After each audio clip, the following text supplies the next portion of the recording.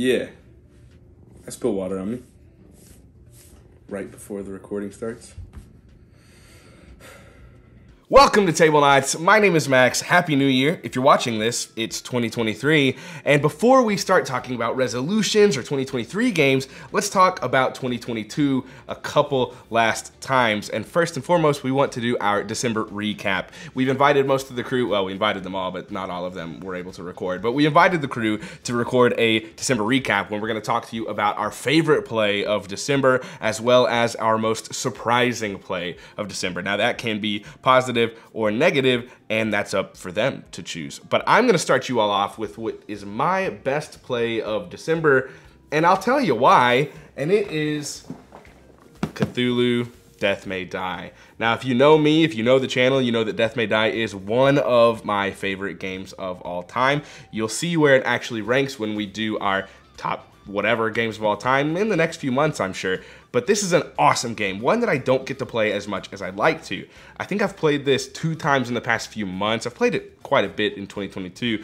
And the second to last play I had, which was not in December, was atrocious. I think I talked about it on the channel, but I absolutely hated it. It was, I believe, the first scenario of the Campaign 2 box, and it was just bad. It was entirely based around luck. When you drew tokens, you know what, this isn't about that play. This isn't about that play, but it soured me on it. It soured me on Death May Die, and so I wanted to revisit it to see, is it still as good as I remember? Like, was that just a bad scenario, or was the game actually good? And I can confirm to you, the game good. It's very good. We've played it again, and it was another excellent scenario. I went back to Old Faithful. I have played Campaign 1, Episodes 1, 2, and 3 probably 5 times each. We did Episode 2 this time. I played with my friend Adam, who had never played this game, and Aaron, who had played this game once when it was bad. We all agreed it was a great time. Aaron agreed it was a much better playthrough this time. We played against Yog-Sothoth for the first time ever, which is one of the elder ones from the Unspeakable box, which I have behind me. And I've never played that guy before. And the game started and we were like, this is easy. Like, not even challenging easy. Maybe Yog-Sothoth is just a wimp and we're just about to roll over him. And then we got a bit cocky. We got a bit ahead of ourselves, a bit arrogant. And no, before he was even into like stage 2, the guy who was carrying our team, Adam, was like, I'm gonna do this and run into here. And then we drew a Mythos card. It was like, all cultists move 1 space towards you, which were 5, just surrounded him, and he died. And I was going insane because of the spawning points around me. And so I just went and did as much damage as I could to Yog-Sothoth, knowing that I'm going to die. I had 1 sanity roll left. Fortunately, I was able to make 2 attacks without getting one, but then I died the following action by the opponent. But regardless, I think I got into like half health in stage 2. And then Aaron, who like hadn't really done a ton the whole game, not that he wasn't helpful, but like he was just like slow pacing it, went nuts. And he had brawling, he had the thing that allows you to take more damage, and it came down to the final roll. And it was actually, he wasn't able to kill Yog-Sothoth, and it was him and Yog-Sothoth and like 5 cultists in a room. But because he was so defensive, I can't remember the ability he had, he just couldn't take any damage, and he didn't die. And then he just killed him the next turn, and it was incredible. It was so much fun. It was a joy to play. Easily one of my favorite plays, and it gets this spot mostly because it like revitalized my love for Death May Die. Now, most surprising play, I'll leave it up to you to decide whether it's a good or bad. Just kidding, I'll probably spoil it 2 seconds in. And honestly, this is kind of an asterisk because I'm kind of cheating here. We actually played Ready, Set, Bet, and we played this with Danielle, Doolin, Emily, Jash, Aaron, and myself. I don't think Kenny was there when we played Ready, Set, Bet. And the reason it's surprising, I thought that I would like this game. So my enjoyment was not very surprising, but I came into it a bit with tempered expectations because Doolin said that they had played it and it was just okay, and Emily didn't really care for it, and the family didn't really care for it, and I was like, oh man, maybe I'm wrong about this game. But it sounds like a great game for me because I like to yell. I like to have fun. and I was very clearly the one that was most into it at the table, but I enjoyed myself immensely anyways. This is an AEG game where it's literally just horse racing. One person is kind of the DM. They can play, but in this instance, he didn't. He just ran the game, and we're just betting on horses. And it was so fun. I was yelling and screaming. I lost my voice. I would, go 10, go 10, yeah! It was just the whole time. I looked like a fool. I don't really care when I look like a fool because like, whatever, my friends are my friends because they like who I am. I'm not afraid to be myself around them. But I was acting a bit wild. I hadn't had any to drink. I was just a little zany, but it was a ton of fun. I loved Ready, Set, Bet. Really, really, really want to play it again. I could see it being an absolute riot with board gamers and non-board gamers alike. It's really simple. You're just betting on horses. Like, that's it, literally. But it's so much fun. It's a little bit gamified, which helps. And I really think this might be one that I also need to own. It's one that I'm not sure I get to the table that regularly, but I'd love to take it to family gatherings. We are in Kentucky. This is the horse capital of the world. Like, people love that stuff, right? Anyways, best and most surprising gameplays of the month, Death May Die and Ready, Set, Bet. Now on to... Probably gonna be a lot of stumbling, a lot of ums. You are rolling. Oh, I didn't realize we were rolling. Okay. Hey guys, what is up? It is me, Jash. I am here in America. I am in Doolin's room, and I'm here to talk to you about my favorite plays for December 2022. While I was gone in Japan, I didn't really get to play a lot of games, but now since being back in December, I have played a lot of games. I think it's 14 and counting. Yeah. There will probably be more between when we record this video and when it comes out. So I'm just really excited to have jumped right back into it. So I wanted to talk about what I played in December. So my favorite play so far has probably been Feed the Kraken. I got to play that with the Tablenauts crew. Really good to be back with everyone. And it was a social deduction game. It kind of reminded me of Secret Hitler. There's a thing where one person has to pick between like two different things, like one could be a good or one can be a bad, and they can lie about their options and whatnot. And there's technically three teams of people. There are sailors, there are pirates, and then there's like a Kraken cult leader. And you're sailing this boat. Each team is trying to get the boat to their end point. So the sailors want to go to where the sailors want to go, the pirates want to go where the pirates want to go, and then the cult leader wants to go to where the cult leader wants to go, or they want to be sacrificed to the Kraken. And they start out as just one, but over time, they can influence other people and can expand their cult. They can try to get their cultists to sacrifice them to the Kraken to win. And it was very, very fun, very chaotic. I love when social deduction games do like an extra thing. It's like, it's werewolf and this, that whole gamey aspect. And there's a whole lot more than just like, oh, I wonder if that person is what they say they are. But it was a lot of fun. I would definitely highly recommend it. If you're into social deduction games or just, games in general, it's a fun time. What's the second category? So the game that most surprised me, I want to say, is Unmatched. I got this box right here. I didn't play this one. I played Unmatched Cobble and Fog with Max. And the reason that it's like surprising me is it's the one that I keep thinking about. It's a two-player skirmish type game where you pick your character, and based on your character, you have a specific deck of cards, and you might have like a sidekick or something, and each character plays the same way. I've only played it once, and I've only played as one character, so I don't know too much about it. But my character was Sherlock Holmes and Max was Dracula. I just keep thinking about how like thematic his cards were, and how like everything that Sherlock Holmes did, his cards were about like looking at your opponent's hand and figuring out what they have and trying to guess cards that they have and do things to manipulate their hand to get to the outcome that you want.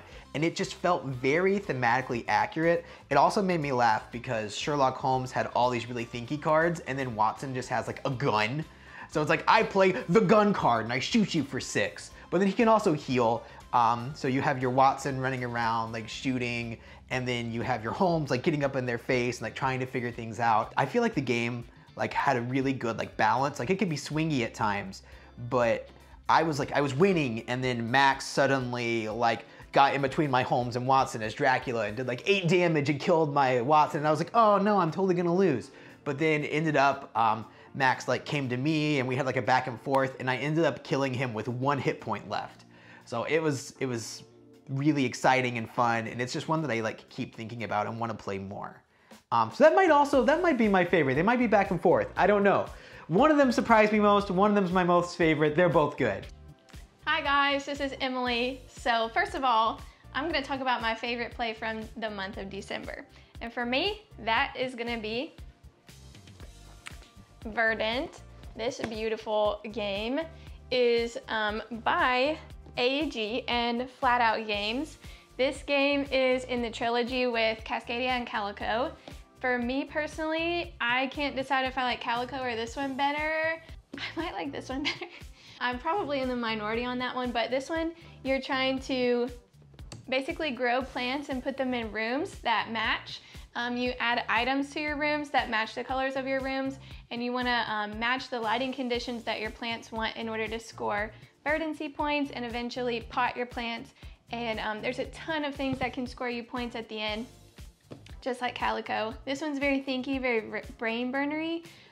It's like drafting and tile placement kind of, and I love this game. The other game I'm gonna talk to you all about is the game that surprised me most this month.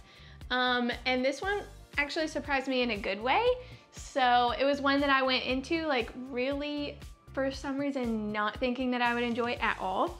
But we actually got to play it at PAX U with some friends of ours from Lobby of Hobbies. We played with Jazz and his friend Judge, Max and Doolin, of course, and myself. I went into it really not thinking that I would like it. They chose it and I was like, oh, I just don't know about this. But once we actually got into it, it was actually loads of fun. And yeah, it ended up surprising me in a good way. And that is Veiled Fate. So basically in this game, you're playing as like demigods. You're trying to figure out who each person's demigod is. You don't know going into it who each person has. You're trying to score points without people realizing that you're scoring points essentially. Kind of a little bit of deduction going on, and it was just all around a good time. So that's my 2 picks for the month of December. Bye guys. Hey everyone, it's me, Kyle, back again. I'm here to give you my December update. I think the best game I played this month was actually one of my favorite games of all time, Blood Rage. And why this time it was so special to me is because I have actually had one of my oldest friends, a friend I've known for 15, 16 years now, had started coming over and joining us for game nights every week. I wanted to introduce him to my favorite game of all time. So we played around and like he did okay, but like he did come in last, and then that's not my favorite play. My favorite play is immediately after we got done, he asked to run it back, and that never happens. Reset it back up and we played again, and he actually won. And he beat me by like 2 points, and I think I made a mistake in the last round that I should have won, but like I'm just thrilled that he was able to win the game actually, because like to be able to pick up on it and actually do better your second time in a game like Blood Rage, which is pretty hard to pick up against experienced players, was just really fun. And I was just so excited that after one play he wanted to run it back so quickly. So Blood Rage, which is a game I'm always thrilled to play, did end up being my favorite game I played this month, and I can't wait to keep playing it with him. And my biggest surprise of December actually is kind of a disappointing surprise, and that's going to be Endless Winter. Endless Winter got a ton of hype. Was pretty excited about it because I do love Dune Imperium. I think Arnak is okay. So I do like the worker placement, deck building combo, because I think it can work. Those are 2 great mechanisms. So I was really excited about Endless Winter, considering all the hype it has gotten. I know Doolin has really liked it. I know Max thought it was fine. I think Kenny liked it, if I'm remembering correctly. So I was all jazzed to play it. And then it left me kind of just like numb, pun intended for the frozenness of it all. It feels just like it's got a lot going on. There's a lot of different mechanisms. There's deck building, there's worker placement, there's area control. There is a little like pyramid building thing. I know some expansions add some stuff. There's set collection. It literally takes every mechanism, and all of that, none of it is unique, is the first problem. And secondly, it feels just kind of soulless to me. There was no tension in my choices. I felt like everything I was just like, okay, I guess I'll take this card. And part of that problem is I don't think any of all those mechanisms that they had, there are 1,800 mechanisms, and none of them really talk to each other. As a game, it works fine. It was balanced, whatever. But I just felt like, I was like, okay, I guess I'll buy this card and it goes into my deck and I'll see it once or twice. And I just didn't really feel the tension that a game like that should have. Like you feel in Dune Imperium, you're scraping for every point in Dune Imperium. In Arnak, you're fighting over those worker placement spots, and you just don't have that in Endless Winter. And it's a game that, because of its components and because of its art, it makes me, I want to try it again. I want to be in that world. But the game just was bad. My first play of it was bad. And there's just too many good games out there to waste another 2 hours on that game. So I doubt I play it again. I'm like 50-50 whether I should show it to my other group before calling it and seeing if I still feel that way after one play. But yeah, that's my December update. Have a good one. Hey guys, I'm Doolin, and today I want to share with you my favorite December play. So it's actually right here beside me over my shoulder. It is Veiled Fate, which is not too surprising considering I got to play one of my favorite games this month. But I got to play it at PAX, which was super fun. I played it with Jazz, his friend Judge, who was super cool. He actually ended up winning the game, Max, and Emily. And the 5 of us had a really, really close game. At the very end, I thought I had it, but Judge pulled off this crazy combo of points that just made me love that could happen in the game even more. It's always close. It's always exciting when you find out what every person has been playing as the whole game. But I love this game, and it was easily my favorite play out of quite a few games that I got to play this month. And then my most surprising play, I'm gonna go towards the good, because when I first opened this box, I thought it was just gonna be another Dixit Mysterium style game, but it actually, I think it has some space on my shelf now after playing it with some friends that we had over. I'm talking about Vin by the Op Games, and this is surprising, right? Because it's not from the Mysterium Libelub creators, but instead, everybody has divided up onto 2 teams, and they each have a blank Venn diagram in front of them. One player, just like in Mysterium or Dixit, on each team is going to get a bunch of cool artwork cards, and they have a goal to point every person to 3 words that they'll randomly find out from a card of a pool of 16. And then they'll use those cards that they are drawing to place on the Venn diagram as quick as they can to get their team to know what words they're trying to get them to describe. And so it's nice because not only is there just 3 sections where you're placing cards like this is dark, that's spooky, this is beautiful, but there's in-betweens, right? So with Venn diagrams, you can place, with 3 spots, you can place one right in the middle that describes all 3 words. That never happened. Or right in between the 2, which actually becomes extremely helpful when you're trying to come up with these words as quick as possible. When one team feels like they know their words, or even just a few of them, and they want the other team to not get as many more opportunities from cards, they say the word Vin, and then everyone pauses and you guess what the 3 words are, and you get points for your team based off of how many you get right. This is very fast-paced, it's very fun. I was very surprised by it. I thought it was just gonna be another Mysterium clone, and it actually ended up being one that it's a fresh take on the Mysterium, I guess, guidelines, right? Like they have those cards where they're extremely unique, and clearly an artist is being hired every single time they make these games, but they use that concept of playing cards to get people onto the right track in a unique way. So that's Vin and Veiled Fate are my choices for December. What's the second category?